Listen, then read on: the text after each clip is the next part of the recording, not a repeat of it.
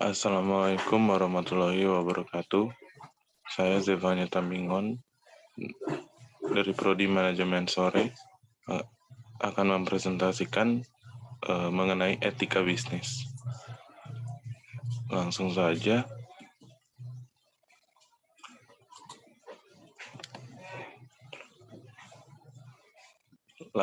Pendahuluan. 1. Latar belakang etika bisnis. Etika merupakan perilaku seseorang yang berhubungan dengan pengambilan keputusan yang baik maupun buruk. Kelompok maupun individu pasti memiliki nilai-nilai etika di dalam bermasyarakat. Dengan adanya nilai etika pada diri setiap individu, dapat mengurangi terjadinya tindakan yang tidak diinginkan atau merugikan orang lain.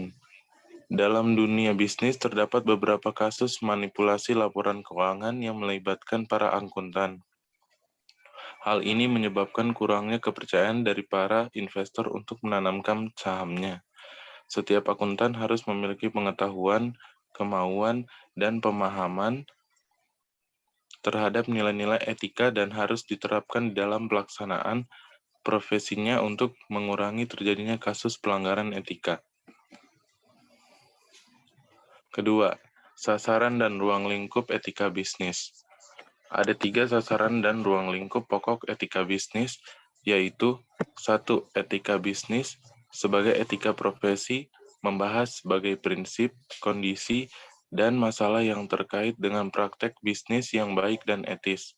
Dengan kata lain, etika bisnis pertama-tama bertujuan untuk menghimbau para pelaku bisnis untuk menjalankan bisnis secara baik dan etis. 2.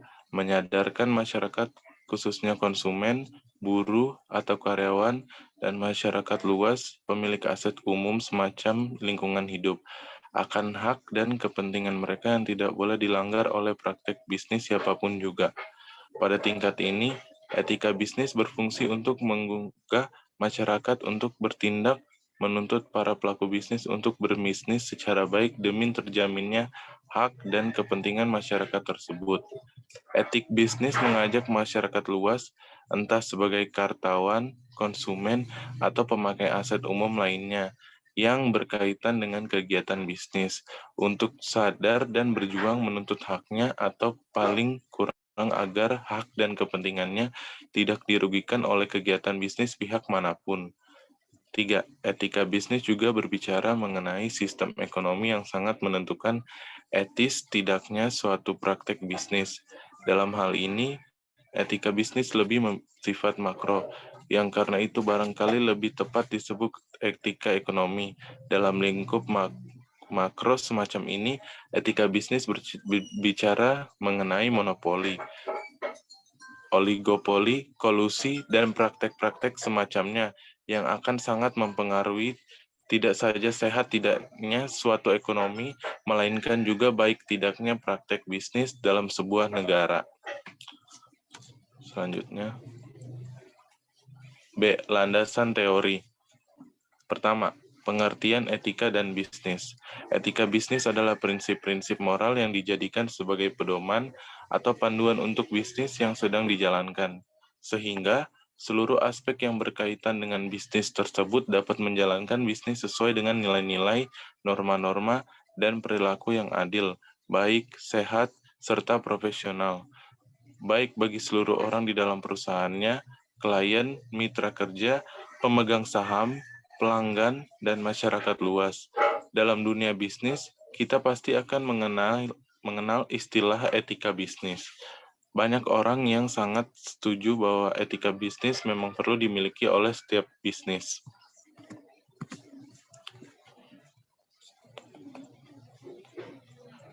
Kedua, teori-teori etika bisnis. Ada 4 teori dalam etika bisnis. Yang pertama adalah teori keutamaan. Teori keutamaan adalah tentang memandang bagaimana seseorang bersikap. Perilaku atau sikap baik seseorang akan menciptakan watak dan karakter yang baik secara moral juga. 2. Teori hak. Seperti pembahasan etika pada umumnya, teori hak berbicara mengenai sesuatu yang pantas dan harus didapatkan oleh seseorang individu. Sehingga jika dilihat dari segi bisnis, segala keputusan yang diambil perusahaan tidak boleh melanggar hak seseorang. 3. Teori deontologi. Teori deontologi dalam etika bisnis menekankan tentang kewajiban seseorang untuk berperilaku sesuai dengan tanggung jawab yang diberikan. Misalkan, Anda bekerja dalam sebuah perusahaan dan bertugas untuk menangani pemasaran produk. Maka sesuai teori deontologi dalam etika bisnis, Anda harus melakukan tugas tersebut dengan baik. 4. Teori teleologi. Kata teleologi berasal dari bahasa Yunani yaitu telos, yang berarti tujuan atau akhir. Teori ini menganggap bisnis etis adalah yang berhasil menciptakan keseimbangan dengan baik hingga pada tujuan terakhir. Sehingga dalam kata lain, teori ini mendasar konsep kebaikan. 3. Pendekatan stakeholder. Pendekatan ini memetakan hubungan-hubungan yang terjalin dalam kegiatan bisnis pada umumnya. Untuk memperlihatkan siapa saja yang mempunyai kepentingan terkait dan terlibat dalam kegiatan bisnis pada umumnya, pada akhirnya pendekatan ini mempunyai satu tujuan imperatif, yaitu bisnis harus dijalankan sedemikian rupa agar hal dan kepentingan semua pihak terkait yang berkepentingan kurung stakeholder dengan suatu kegiatan bisnis dijamin, diperhatikan, dan dihargai. Sekaligus dengan pendekatan ini bisa dilihat dengan jelas bagaimana prinsip-prinsip etika bisnis. C. Pembahasan yang pertama, yaitu etika bisnis dalam manajemen pemasaran. Etika pemasaran merupakan sebuah standar moral yang digunakan untuk memandu keputusan dan tindakan pemasaran. Etika mengatur berbagai hal kehidupan manusia agar berjalan harmoni. Bukan hanya individu yang diatur dengan etika, namun organisasi atau entitas juga diatur oleh etika. Sebagai contoh perusahaan, entitas ini harus dapat berjalan secara harmoni dengan seluruh pemangku kepentingan stakeholders seperti pemasok, konsumen, mediator, kompetitor, dan sebagainya. Satu hal yang cukup krusial terkait etika, yakni bagaimana perusahaan mempraktikkan etika dalam marketing atau pemasaran dikatakan krusial karena marketing menyangkut bagaimana perusahaan bersaing dengan kompetitor. Bagaimana perusahaan menginformasikan keunggulan-keunggulan produknya, dan bagaimana perusahaan mempertahankan pelanggannya atau mengakuisisi pelanggan. Kedua, etika bisnis dalam manajemen produksi. Etika adalah seperangkat prinsip-prinsip dan nilai-nilai yang menegaskan tentang benar dan salah, sedangkan produksi adalah suatu kegiatan menambah nilai guna barang dengan menggunakan sumber daya yang ada. Jadi, etika produksi adalah seperangkat prinsip-prinsip dan nilai-nilai yang menegaskan tentang benar dan salahnya hal-hal yang dilakukan dalam proses produksi atau dalam proses penambahan nilai guna barang. Manajemen produksi adalah sebuah penataan dari proses pengubahan bahan mentah menjadi suatu produk atau jasa yang memiliki nilai jual. Manajemen produksi juga merupakan bagian dari bidang manajemen yang memiliki peran untuk mencapai koordinasi beragam kegiatan agar tujuan bisnis bisa tercapai. Yang ketiga ada etika bisnis dalam manajemen sumber daya manusia.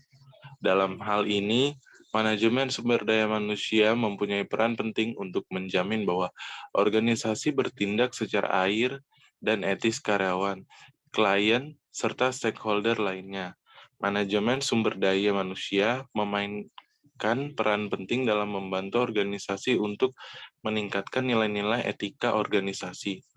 Manajemen merupakan pendorong organisasi dalam usaha melatih karyawan agar mempunyai etika bisnis yang sesuai dengan organisasi, sehingga tindakan kurang etis dapat dicegah. Fungsi manajemen sumber daya manusia adalah melindungi organisasi dari tindakan yang tidak etis dari karyawan. Manajemen sumber daya manusia juga bertanggung jawab dalam usaha-usaha organisasi untuk menangani etika perilaku, dalam mampu menjadi penggerak dalam organisasi dalam menangani isu-isu etika. serta bertanggung jawab dalam pengembangan dan pelatihan mengenai pentingnya peningkatan moral karyawan. 3. Etika utilitarianisme. Teori utilitarian mengatakan bahwa suatu kegiatan bisnis adalah baik, dilakukan jika bisa memberikan manfaat kepada sebagian besar konsumen atau masyarakat. Jadi, menurut teori utilitarian bahwa suatu kegiatan harus bisa memberikan suatu manfaat bagi masyarakat di sekitarnya. Salah satu usaha di dekat rumah saya yang sangat memberikan manfaat bagi masyarakat di lingkungan saya adalah warung yang bernama Toko Madura yang berada di dekat rumah saya, serta warung ini menyediakan bahan-bahan sembako termasuk jajanan anak-anak, minuman, obat-obatan besar, dan lain-lain. Nah, baik, penutup, kesimpulan dari etika bisnis yaitu berlaku sebagai benteng bagi pemangku kepentingan. Etika bisnis juga memiliki fungsi yang mampu menyinergikan antara pemangku kepentingan dalam bisnis. Bisnis yang beretika akan membawa dampak baik pada perusahaan. Penerapan etika dalam kegiatan bisnis akan membawa dampak yang positif bagi kelangsungan suatu bisnis. Dalam dunia bisnis, etika memiliki peran penting bagi perjalanan organisasi bisnis. Bisnis merupakan aktivitas yang memerlukan tanggung jawab moral dalam pelaksanaannya, sehingga etika dalam praktik bisnis memiliki hubungan yang erat. Bisnis tanpa etika akan membuat praktik bisnis menjadi tidak terkendali dan justru merugikan tujuan utama dari bisnis itu sendiri. Bagi perusahaan jasa, memberikan layanan kepada pelanggan adalah tujuan utama untuk menarik pelanggan dan menawarkan produknya. Menentukan karakteristik pelanggan dan memberikan pelayanan adalah tugas utama dari setiap pihak internal pada perusahaan. Kualitas layanan yang diberikan kepada pelanggan atau pihak eksternal sangat tergantung pada kualitas relasi dan kerjasama pelanggan internal. Saran-saran dalam etika bisnis yaitu menyadari implikasi parah dari pelaku tidak etis dari karyawan. Sebagai tanggapan, banyak bisnis telah mulai melatih karyawan mereka untuk membuat keputusan etis dan menetapkan kode etik perusahaan. Pesan dari bisnis saat ini adalah karyawan yang jelas harus mampu membuat keputusan etis untuk melindungi bisnis dari tanggung jawab hukum dan untuk memaksimalkan jangka panjang keuntungan. Sebagian besar prinsip siswa benar adalah salah sudah mapan sebelum SMA mereka. Dengan demikian, penyajian etika bisnis tidak melibatkan pengajaran yang benar dan yang salah. Sebaliknya, siswa perlu belajar bagaimana menerapkan prinsip yang mereka yang benar dan yang salah pada situasi bisnis. Baik, sekian dari presentasi saya. Mohon maaf jika ada salah. Saya tutup. Terima kasih. Assalamualaikum warahmatullahi wabarakatuh.